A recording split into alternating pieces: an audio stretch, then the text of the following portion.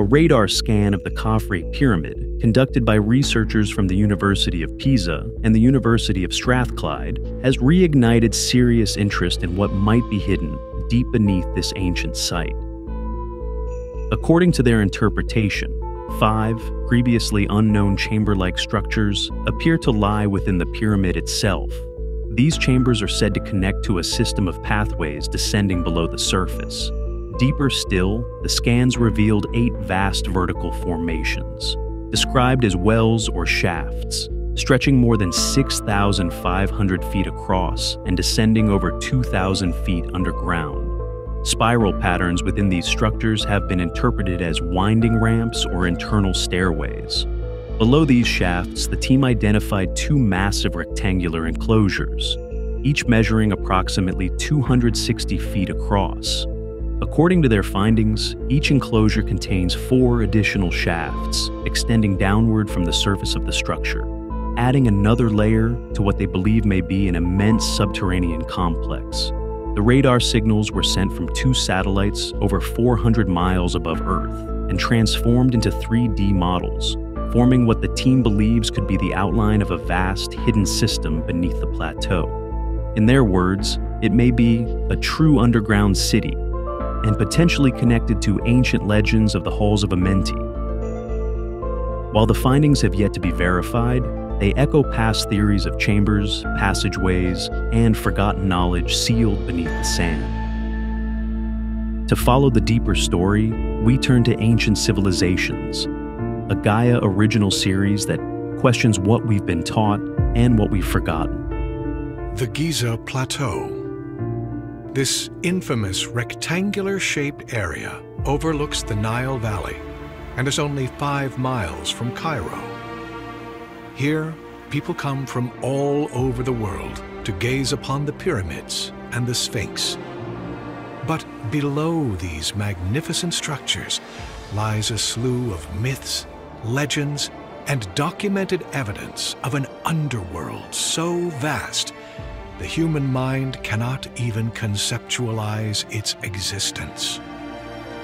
What could lie below the Giza Plateau? Could it be an ancient city, a military base, or the remnants of the gods? Is it possible that whatever could be buried below the surface of this ancient area is the key to understanding the very beginnings of humanity on this planet? Greg Braden points to the first documented source of its existence. Some of the earliest credible accounts of the Giza Plateau and what could be underneath the Giza Plateau come from the Greek historian Herodotus.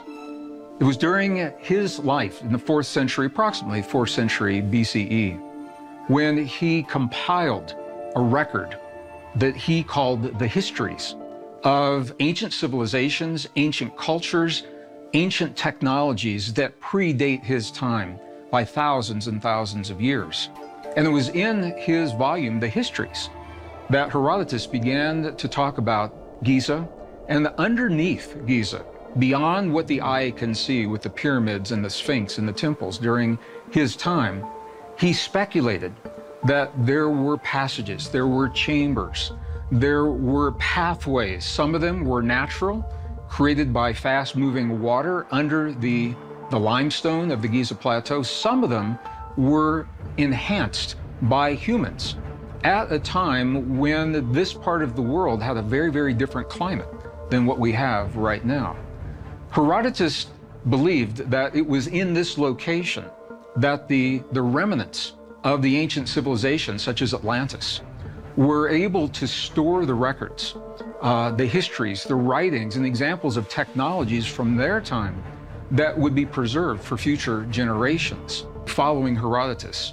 Up until the 20th century, there were additional speculations, maps were drawn, images were created of what was believed to be underneath the plateau without actually seeing these chambers and these temples. 2 men, Henry Salt and Giovanni, were able to survey the area with the technology that was available in their time And looking at the geographic anomalies, the topology, it led them to a place not at the plateau, not at directly where the pyramids are, not directly where the Sphinx is, but on the edge of the plateau to a little known site that is now called the Tomb of the Birds. Could this be one of the entrances to the underworld?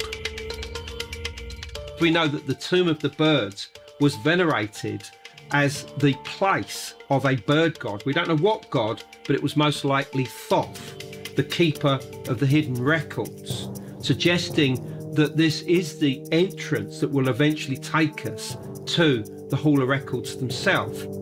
But what we do know is that overhead radar images that were taken by satellites very clearly tell us that there is a passage that goes all the way from the northeast corner of the plateau in the area of the Tomb of the Birds all the way to the second pyramid. Although there seems to be documented evidence of the Tomb of the Birds, the actual location of its entrance was lost to the curious until April 2008, when author and researcher Andrew Collins picked up the breadcrumbs of Henry Salt. Myself and a Egyptological researcher by the name of Nigel Skinner Simpson decided that we would try and find Giza's cave underworld. And it took a while, but finally we found two vital pieces of evidence. One related to the Colonel Howard Weiss, who with his engineer friend John Shea Perrin investigated a previously unknown tomb in the exact area that we were interested in, which was the northwest corner of the plateau. So we investigated this site in 2007. And, you know, it wasn't easy to get in there, but we investigated it and couldn't find anything initially. And then shortly after our return from Egypt, we found these old diary notes that had been written in 1817 by the British Consul General at the time, who was Henry Salt. And he employed the services of explorers, and one of these was the Italian Giovanni Caviglia. And Caviglia, for instance, worked with Salt uncovering the sand around the Sphinx. But they also investigated the very area that we were interested in. And these diary notes talked about them going into a cave system and penetrating it for several hundred yards and finding in there hewn chambers. And we realised that this was exactly the same location that we'd previously been to, that we were beginning to refer to under the name the Tomb of Birds.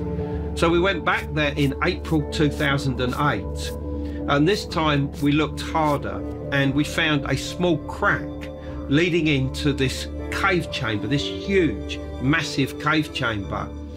And we then began to explore and realized that this was leading into a cave system that led towards the second pyramid. But this was a very hazardous, very dangerous place. Not only could you fall down crevices, there were rocks everywhere, but there were also bats, thousands of them, and also spiders, including some that were very clearly poisonous. And we penetrated deeper and deeper into this cave system until the air became so bad that it started to affect us. And at this point, we came out and I wrote everything up, but we reported it immediately to the Egyptian authorities so that they were aware of everything that was happening. And it was a strange story because not only did they initially deny that there was a cave system there and claim that we'd simply gone into somewhere that was already known about, but just a few months after this, the head of the Supreme Council of Antiquities, Dr. Zahi Hawass, was seen going into these same caves and saying that it was the best experience that he'd had at Giza. I believe that the caves that we discovered is just the beginning of a huge, great underground system that permeates a large part of the plateau at Giza. If this is true, why haven't there been any more discoveries since 2008? It's important to note in 2010, just 2 years after its discovery, access to the tomb became blocked by a metal gate. Could authorities be trying to hide what seems to be a massive underground system? The one thing that we know about Giza is that there is a huge cave system there that obviously has been rediscovered only recently. But radar images taken overhead from satellites show us that these caves go beneath the second pyramid and that they likely go into other parts of the plateau as well, possibly even beneath the Great Pyramid.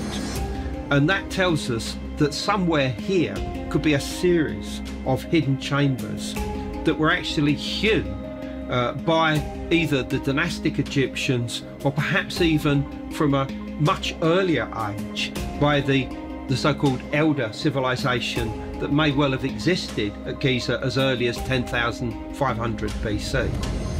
If what Andrew stumbled upon was indeed an entrance to the underworld, could there be other entrances? Every room, from the highest chamber to the lowest chamber, was thought out and designed beforehand. Even the so-called unfinished or subterranean chamber right within the bedrock itself, hundreds of feet beneath the pyramid, was specifically designed with acoustics in mind. It was being chiseled away until they reached a point where they said, that's it, stop.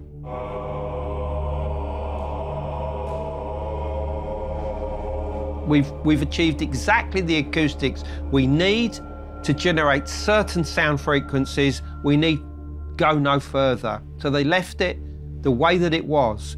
And those same sound frequencies can be detected today, which is exactly what we have done. The Great Pyramid has always attracted attention when it comes to the unusual acoustics on the interior.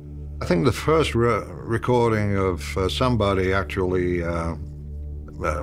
commenting on the acoustics is Napoleon. The other one was Paul Horn, who was a flutist. He made a recording inside the Great Pyramid. It was called Inside, and he recorded in all the chambers. Paul noted that the reverberation in the King's Chamber was about 8 seconds. It was very long.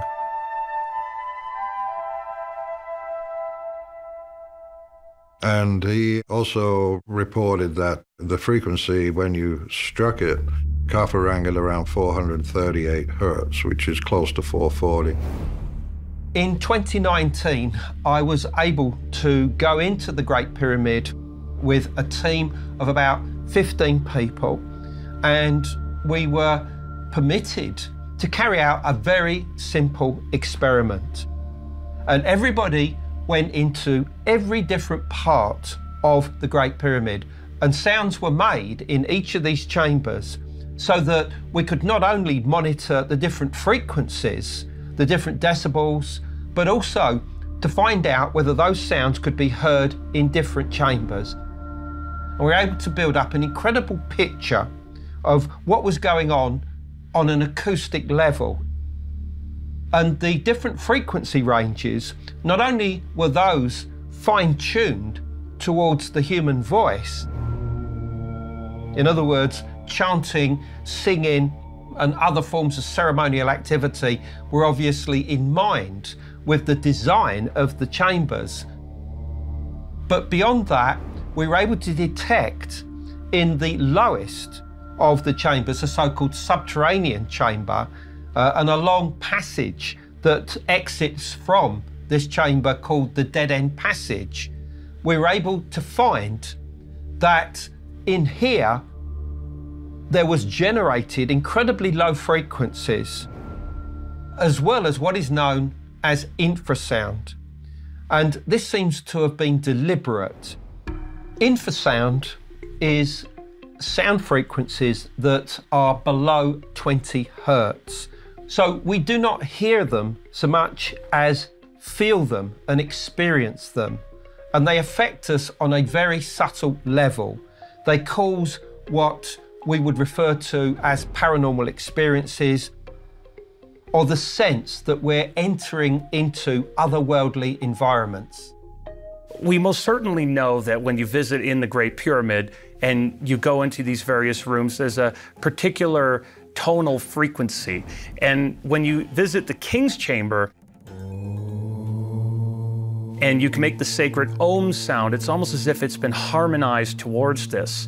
In fact, in our groups that have made that sound, it's almost as if there's this transcendental experience where the entire room disappears and the stars become present out the top of it. There most certainly is this timeless sound and frequency wavelength like feeling when you immerse yourself into this magnificent monument. Resonance gives a certain physical feature to this monument. For example, it allows waves, like electromagnetic waves, to be concentrated in some parts of the monument or specifically under the monument, whereas in other parts, they do not concentrate. And so what does that do? It creates a gradient.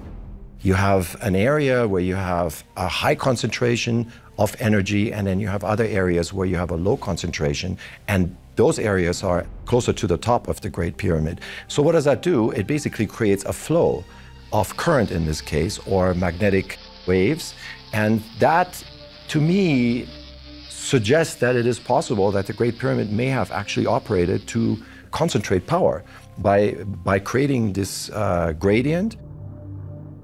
And this seems to be something very, very important in connection with the function of the Great Pyramid. It was to generate sound on many different levels. But beyond this is the fact that infrasound can be carried through rock for great distances, perhaps many miles, like seismic waves. And I'm pretty certain that the builders of the Great Pyramid would have been very much aware of this. So they are carrying energy, they are generating energy that can be carried through the rock to the other monuments on the Giza Plateau. Now, why would this be important? The answer is so that rituals and ceremonies can take place at other locations on the plateau that can resonate and harmonize with the Great Pyramid itself. In other words, it was all part of one huge, great, harmonizing landscape that was all working as one together. The very geometry of the Great Pyramid, the angles themselves, 51 approximately for the geometry, is amazing. It does put you into an altered state of reality.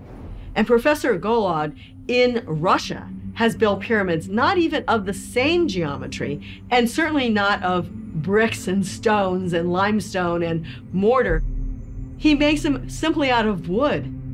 And people go inside and they're healed. So it's an amazing geometry no matter how you place it around yourself or around the planet. So the pyramid itself is a key geometry for our own life system. And I believe that our body itself creates its own pyramidal geometry. And inside our mind, we have pyramidal cells, which are really pyramidal brain cells in our body. So all of this is part of our geometry of life. The Great Pyramid is a geographical marvel. Located at the exact center of the planet, at the intersection of the longest line of latitude and the longest line of longitude. Some researchers suggest for a structure to generate high-frequency radiation, which is really light, it must be surrounded by a large landmass. This begs the question, is it possible that the Giza Pyramid's function is connected to its actual location on Earth? The answer to that almost certainly is yes, because it lies at exactly 30 degrees latitude. That's 1/3 of the distance from the equator to the North Pole. And although, as far as longitude is concerned, it's also at 30 degrees, quite clearly, it is also 1/12 of the circumference of the Earth itself. And this seems to be beyond coincidence. And this tells us very clearly that there was a specific purpose in building the Great Pyramid exactly where it was. Again, I don't think this is coincidence because, as we know, the number 12 plays such an important role in the canon of cosmic numbers in cultures all the way around the world. The geology of the site is ideal. It is what people call a power place. And, you know, the ancients knew about these power places. So as far as Giza, that seems to be Grand Central, right there. I mean, it definitely is a very energetic site. If you would like to see more from Gaia's Ancient Civilizations series, follow the links in the description, or visit our Gaia portal at gaia.com/fifthkind. Thanks, and see you next time.